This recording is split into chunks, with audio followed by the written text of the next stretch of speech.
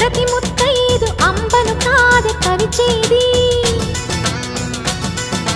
తన మదిలోని కలకలనన్ని అమ్మలకేగ తెలిపేది నెలతలే లేకుంటే దేవుడికి నెలవేది భక్తులే రాకుంటే గుడికి ఇక వెలుగేది దయతోటి కుంకుమ పూలు అక్షింతలు మనమంతా ఇవ్వాలి తన తాళి నిలపాలి తాళి కాచి ముత్తైదా ఎల్లమ్మ ఎల్లమ్మ పోదామా ఎల్లమ్మ ఉసురు